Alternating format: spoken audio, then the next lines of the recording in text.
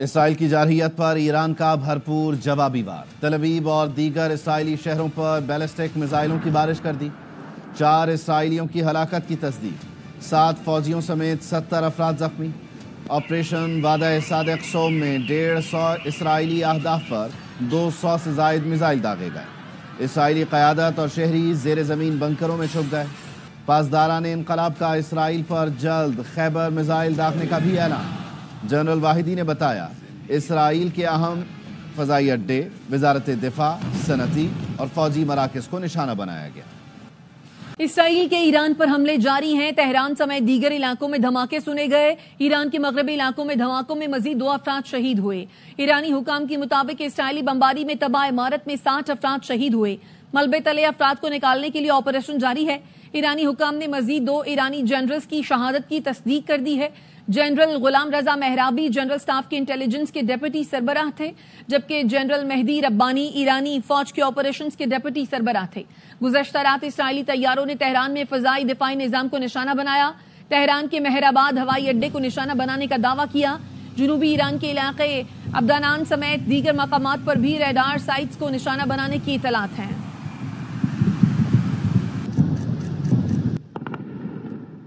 دشمن کو اپنی سنگین غلطی کا اندازہ ہو گیا ہے۔ اسرائیل اپنے اعمال کی قیمت ادا کر رہا ہے اور نتائج بھگتنے کے مرحلے میں داخل ہو چکا ہے۔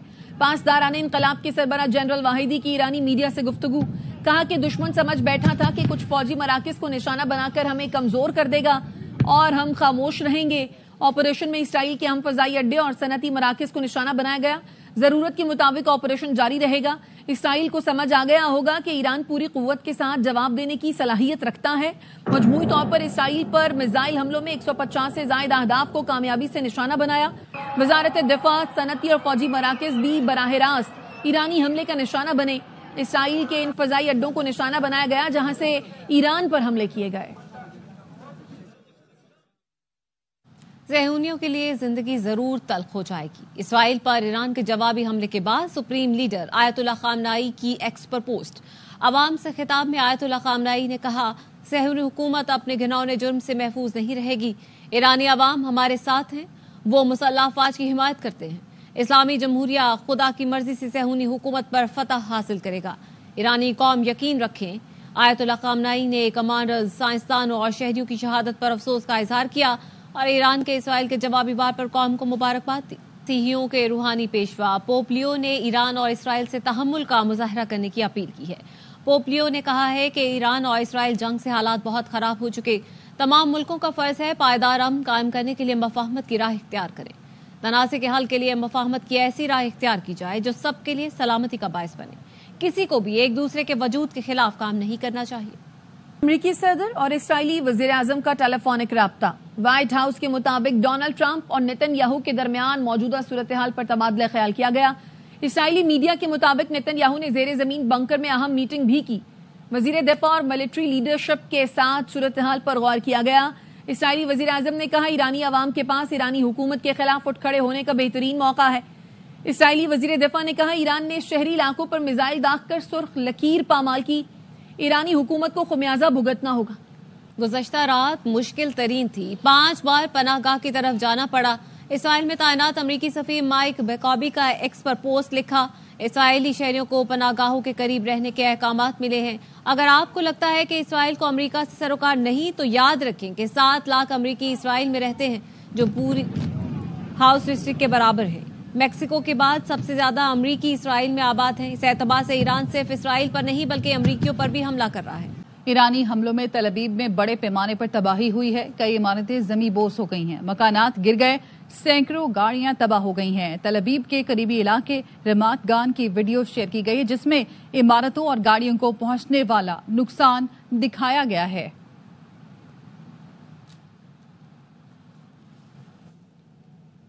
سعودی وزیر خارجہ فیصل بن فرحان نے ایرانی ہم منصب سے فون پر بات کی۔ فیصل بن فرحان نے عباس عراقچی سے اسرائیلی حملے کے بعد کی صورتحال پر تبادلہ خیال کیا۔ سعودی وزیر خارجہ نے کہا کہ ایران پر اسرائیلی حملے کی مذمت کرتے ہیں۔ حملے سفارتی حل تلاش کرنے کی کوششوں میں رکاوٹ ہیں۔ سعودی عرب بات چیت کے ذریعے تنازع حل کرنے کی ضرورت پر زور دیتا ہے۔ سعودی عرب کے فرمانروا شاہ سلمان بن عبدالعزیز نے کہا ہے کہ سعودی عرب میں موجود ایرانی زائرین حالات معمول پر آنے تک ان کے مہمان ہیں۔ ایرانی زائرین کی ہر ممکن مدد کو یقینی بنایا جائے۔ شاہ سلمان بن عبدالعزیز نے کہا وزارت حج اور عمرہ ایرانی زائرین کو سہولتیں فراہم کریں۔ سعودی عرب کے فرمانروا شاہ سلمان بن عبدالعزیز نے کہا ہے کہ سعودی عرب میں موجود ایرانی زائرین حالات معمول پر آنے تک ان کے مہمان ہیں۔ ایرانی زائرین کی ہر ممکن مدد کو یقینی بنایا جائے۔ شاہ سلمان بن عبدالعزیز نے کہا وزارت حج اور عمرہ ایرانی زائرین کو سہولتیں فراہم کریں۔ ایران میں 5000 سے زائد پاکستانی زائرین موجود ہیں۔ حکام کا کہنا ہے کہ ایران جانے والے زیادہ تر زائرین سفارتی مشن سے رابطہ نہیں رکھتے۔ سیکیورٹی صورتحال پر زائرین کو ایران اور عراق کے سفری منصوبے پر نظر ثانی کا مشورہ دیا ہے۔ تہران میں پاکستانی سفارت خانہ اور قونصل خانے شہریوں کی معاونت کے لیے موجود ہیں۔ غزہ میں اسرائیلی جارحیت جاری ہے۔ 24 گھنٹے میں 103 فلسطینی شہید اور 400 سے زائد زخمی ہو گئے۔ قابض فوج نے خان یونس کے قریب خیمے کو نشانہ بنایا۔ غزہ کے وسطی اور جنوبی علاقوں میں بھی بمباری کی گئی۔ رہائشی علاقوں، پناہ گزین کیمپس اور اسپتالوں کو بھی نشانہ بنایا گیا۔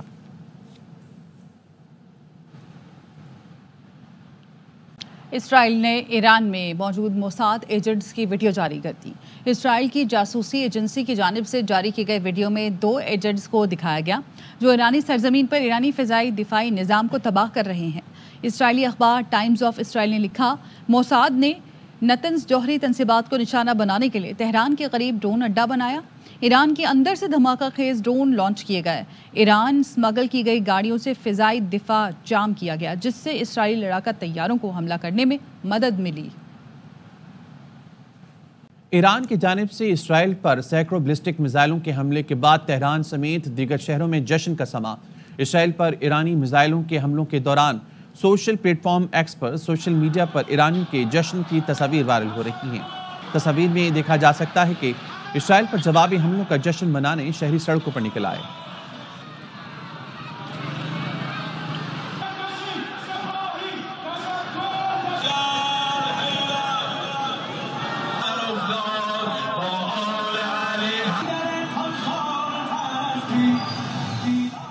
وزیر اعلیٰ سندھ مراد علی شاہ کی ایران پر اسرائیلی جارحیت کی مذمت۔ پوسٹ بجٹ کانفرنس میں کہا ایران پر اسرائیلی حملے کے خلاف ہم نے قرارداد منظور کی، قرارداد میں رخنہ ڈالنے والوں کی بھی مذمت کروں گا۔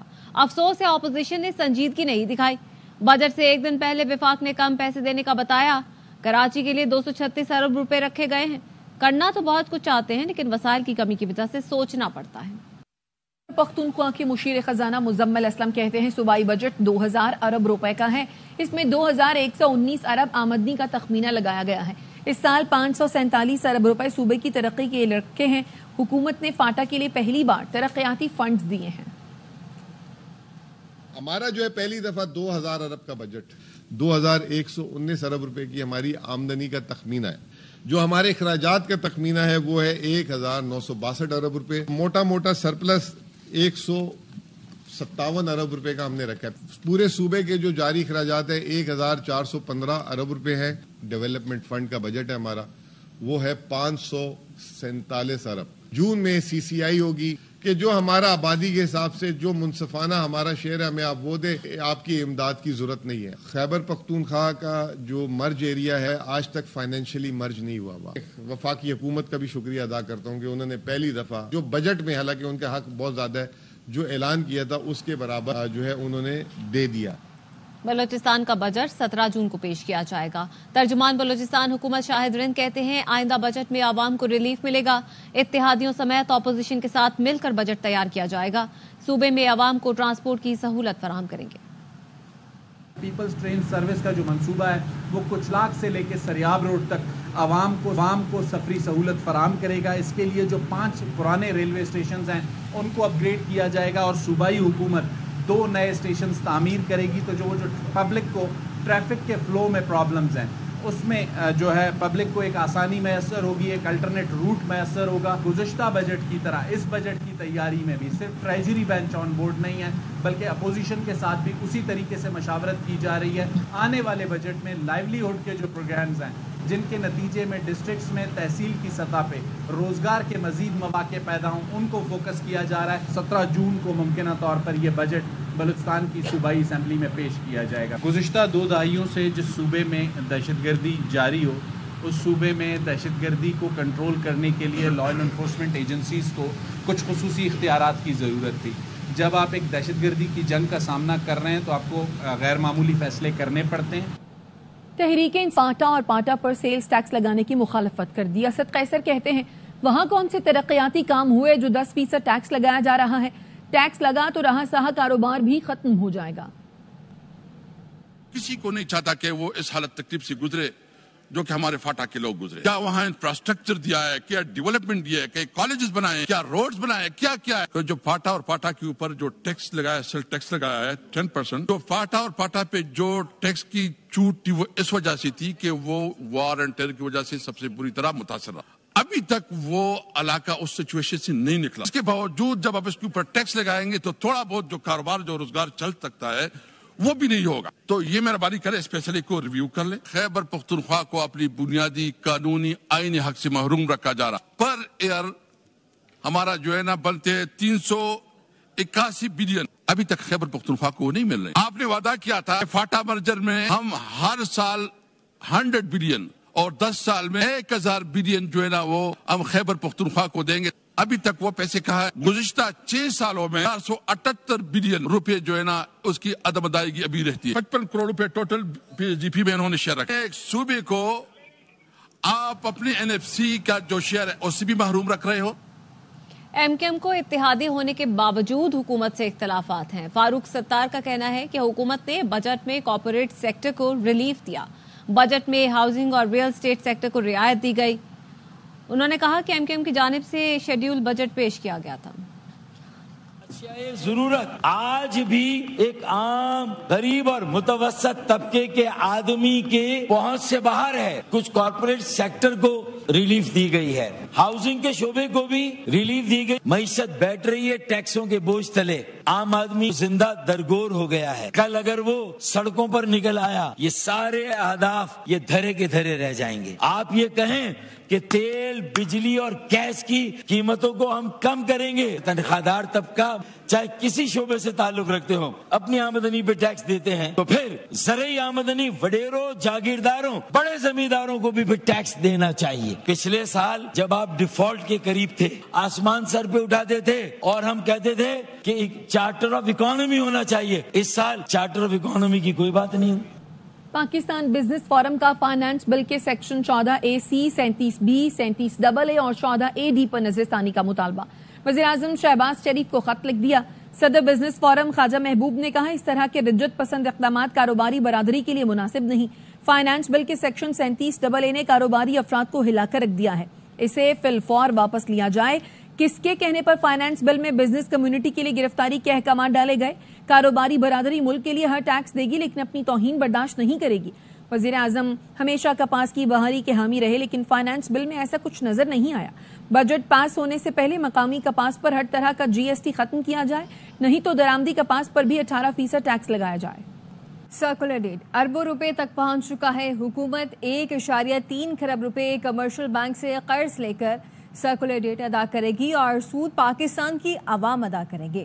PTI رہنما شبلی فراز کی پریس کانفرنس، کہا غریب مہنگی بجلی سے بچنے کے لیے سولر پر جا رہے تھے، اس پر بھی 18% ٹیکس لگا دیا گیا۔ یہ کوئی 1.3 کھرب روپے کا کمرشل بینک سے سنڈیکیٹڈ لون لے رہے ہیں، اس سے یہ سرکولر ڈیٹ کو پے کریں گے، سود پاکستان کے عوام دیں گے۔ سولر غریب لوگ ہیں، انہوں نے جمع پونجی کر کے وہ کر دیے، غریب کیسے آرام سے بیٹھ گئے۔ جو کرنٹ بجٹ ہے اس میں میرا خیال ہے 18% سیلز ٹیکس لگا رہے ہیں۔ یہ طے ہوا ہے، عوام کو کوئی ریلیف نہیں دینی، نہ اہلوں کرپٹ لوگوں کے چنگل میں ملک کو پھنسا دیا گیا ہے۔ JUI کے بغیر حکومت بنتی نہیں یا چلتی نہیں۔ مولانا فضل الرحمان کی سینیٹر فیصل وافڈہ سے ملاقات کے بعد گفتگو، کہا فیصل وافڈہ کی دعوت پر ملنے آیا، کوئی اور ایجنڈا نہیں، پر کو پرندہ نہ بنائیں۔ فیصل وافڈہ نے کہا مولانا کے ساتھ کھڑا ہوں، خیبر پختونخوا سے کچھ لوگ ٹیکس کے پیسوں سے گولی مارنے آ رہے ہیں، مولانا بتائیں گے کہ جواب کیسے دینا ہے۔ پر کو پرندہ نہ بنائیں، سادہ انداز سے انہوں نے دعوت دی اور میں حاضر ہوا ہوں۔ اس سے زیادہ تو کوئی ایسا ایجنڈا نہیں ہے۔ اچھی بات ہے کہ پاکستان میں لوگ ایک دوسرے کو مل رہے ہیں، ایک دوسرے کو عزت دے رہے ہیں. سیاست میں اس کو فروغ ملنا چاہیے. یہ اللہ تعالیٰ کی طرف سے ہے کہ JUI کے بغیر یا حکومتیں بنتی نہیں ہیں یا پھر حکومتیں چلتی نہیں ہیں. میں زندگی بھر آپ کے ساتھ کھڑا رہوں گا. خاصی طور پہ ہمیں آپ کی بڑی ضرورت ہے, پاکستان کو آپ کی بڑی ضرورت ہے. اب ہم چلیں گے مولانا صاحب کے ساتھ. ابھی آپ کو پتا ہے KPK سے بھی ہمارے کچھ دوست گولی مارنے آ رہے ہیں ٹیکس کے پیسوں سے. تو مولانا صاحب کا جیسا حکم ہوگا کہ ہم نے پیار سے جواب دینا ہے, اولیل سے دینا ہے, بندوق سے دینا ہے, گولی سے دینا ہے یا مسکراہٹ سے دینا ہے, تو ہم ان کی طرف اور اب بات ایک اور امید کی. دل کے عارضے میں مبتلا افغانستان کا شیرخوار والدین کے بغیر پاکستان میں زیر علاج ہے. والدین سفری دستاویزات نہ ہونے کی وجہ سے پاکستان نہیں آ سکتے. پشاور سے مدیحہ سنبل کی رپورٹ دیکھیے.